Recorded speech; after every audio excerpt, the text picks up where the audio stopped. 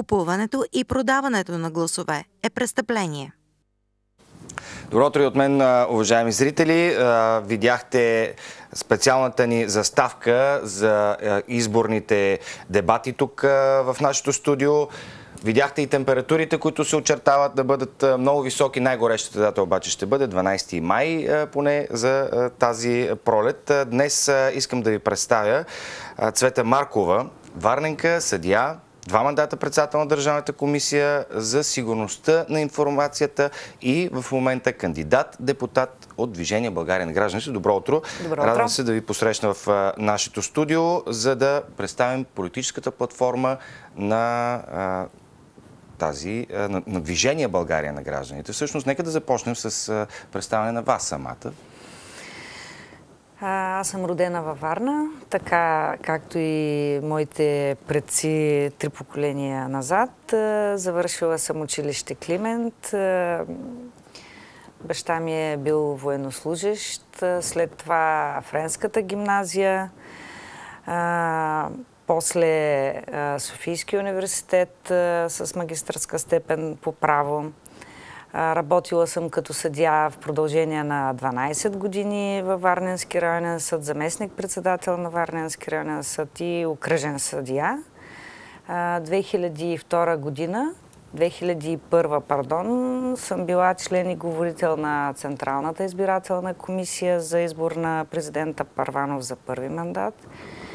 И през 2002 година заемам и до миналата година поста председател на Държавната комисия по сигурността на информацията, която е един много интересен орган, създаден за първи път в България за целите на приемането на Република България в НАТО и в Европейския съюз.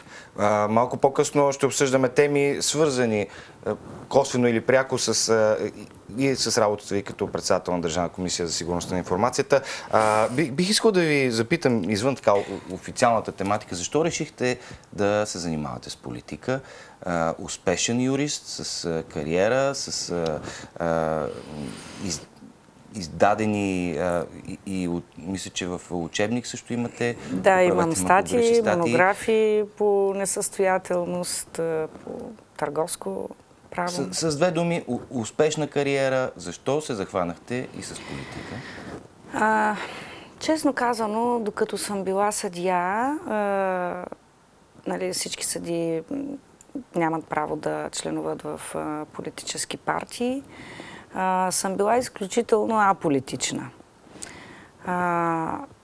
В един момент обаче си дадах сметка, че ако хора като нас, както и като другите кандидати, които ще видите в листата и след малко ще представя, стоят настрани от политиката, даваме възможност на хора с далеч по-малък опит и по-незначим професионален капацитет и бекграунд да определят бъдещето на нас, на децата ни и на поколения българи напред, за съжаление, с грешките, които допускат поради некомпетентност.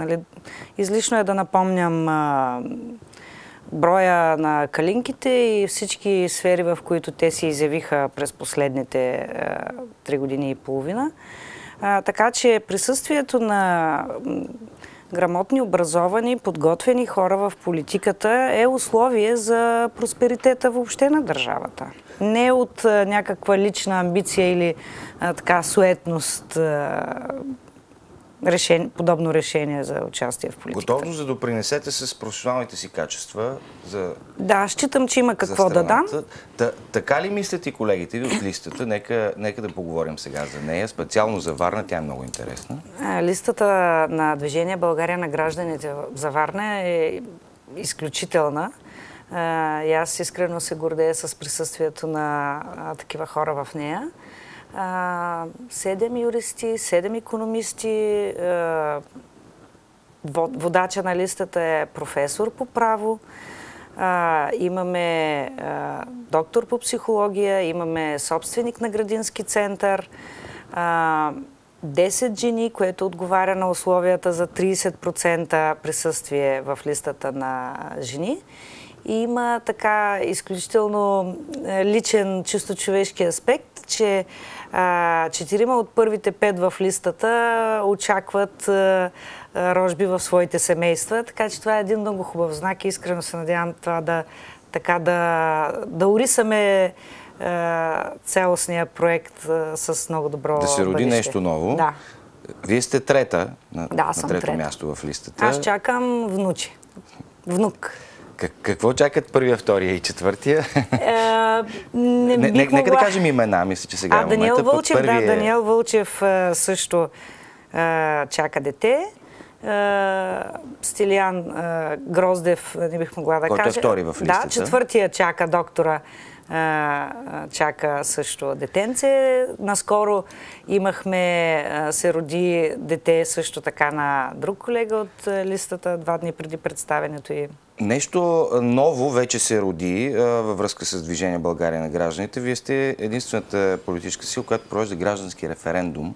Разкажете ми повече за тази инициатива. Наскоро започва тя. Какво сочи до момента? Да, като цяло Движение България на гражданите би искала да разшири възможностите на пряката демокрация и директното участие на гражданите в властта. Точно в тази посока са и промените, които предвиждаме и в Конституцията, и в съдебната власт, правото на индивидуална жалба до Конституционния съд. Всичко, което Движение България на гражданите предвижда за оптимизиране на ситуацията в държавата, е насочено към промени, свързани с възможността за участие в управлението. Ето този граждански референдум, който е събрал повече от 2654 подписа, този брой расте постоянно, е свързан с въпросите за оставка на Общинския съвет, за намаляване двойно броя на народните представители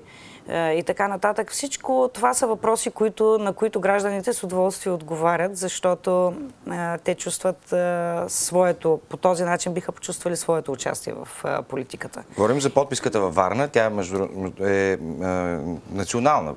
Да, има една част, която касае националните приоритети на Движение България на гражданите. Има друга част, която е насочена изключително специфично за Варна, предвид оставката на кмета и предстоящия избор.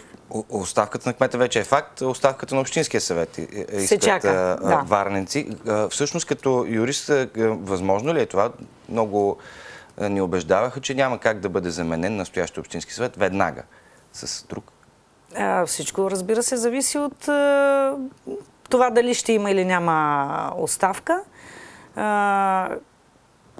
Не като юрист, мисля, че подобна промяна би била изключително важна и положителна за града като цяло.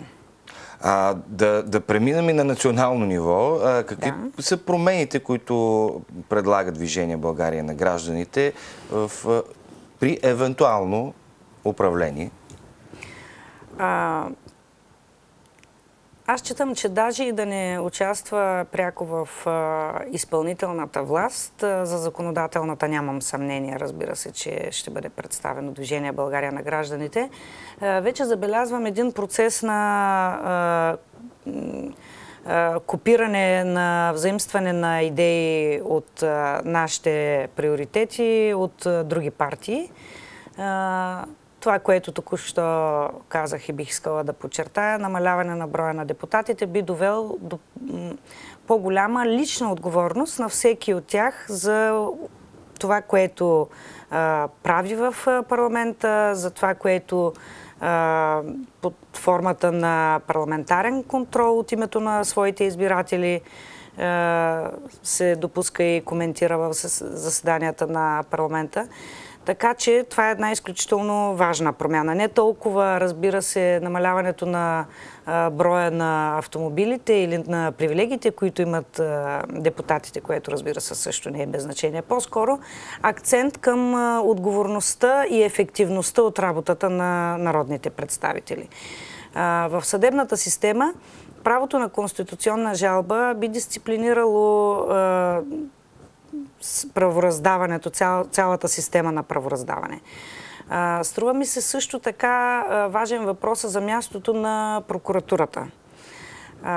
Освен това, наложителни са едни промени, които не са посочени детайлно в тези 31 неща, които биха променили живота, но са свързани с защита правата на човека.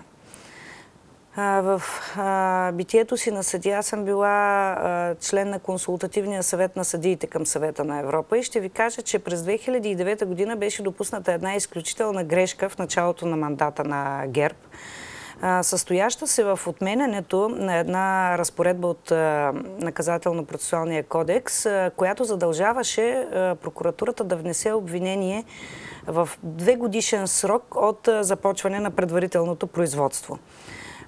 Това, с което през 2003 година се гордеехме изключително много, че сме постигнали, и то след голям брой осъдителни присъди в Страсбург.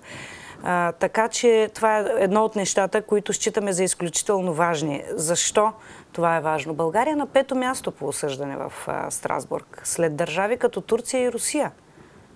Не е необходимо да сравним даже броя на населението на България към този съотнесен на Турция и на Русия, за да придобием представа колко по-често в България се допускат грешки. Очевидно има нужда от ремонт, градежът въобще на страната ни.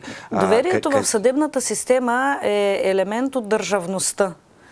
Така че ако успеем да направим необходимото, за да укрепим, да възстановим доверието на гражданите в съдебната система като източник на възстановяване на нарушени права, това като цяло би подобрило и инвестиционната среда в страната.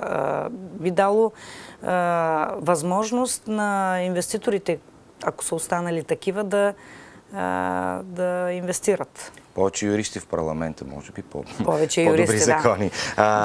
Искам да подчертая специално, че нямаме нито един началник на РДВР, нали, с което така се отличаваме значително. Да коментираме и гейтовете напоследък, Цветанов гейт, така наречения, скандалното назначаване на 16 военнослужащи зад граница след всъщност то ще стане ясно след май. Скандалите валят постоянно. Пресния скандал от Кандахар и Кабул. Да.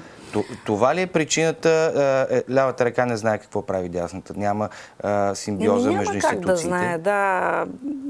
Хора с така недостатъчна експертиза калинки, не биха могли дори да разберат какви вреди нанасят на държавата и на хората. Значи, първо, назначаването на тези 16 военни, чиято процедура продължава и в момента. Ще станат известни след празниците. Да. Въпросът там е следния. Защо заповедта от министъра на отбраната Аню Ангелов е подписана на 21 февруари, на другия ден след подаването на оставката? Значи това е един изключително сериозен въпрос. Оставаме с усещането за някаква истерия, че се бърза да се уредят наши хора на подходящи позиции, при това с няколко хиляди евро заплата. Не би ли направила така всяка партия? Не мисля, че подобно нещо би могло да се случи при едно балансирано коалиционно управление. Най-малкото, защото ще има разпределение на отговорността. На финала, нека точно това да кажем на нашите зрители. С какво сте различни вие, Движение България на гражданите, от останалите, които обещават, ако не и повече неща, по-високи заплати сигурно обещават и какви ли не други екстри, както ги нарича народ? Ние сме компетентни хора, позиционирани сме център-дясно. Листата е съставена и нашите симпатизанти и привърженици са хора от средната класа. Бихме искали да дадем глътка кислород на бизнеса, да свалим примката на административния произвол и данъчния рекет и да дадем възможност на тези загубени 400 хиляди работни места да се възстановят поне до 150 хиляди буквално в първите месеци от управлението. Кратко, ясно и категорично така ще говорим за политика вече тук в нашото студио, където минутите са ни преброени по законите и по изискванията на СЕМ. Аз благодаря на Цвета Маркова, кандидат-депутат от Движение България на гражданите. Пожелавам ви успех на предстоящите избори, на нашите зрители. Сега успешно гледане на рекламите.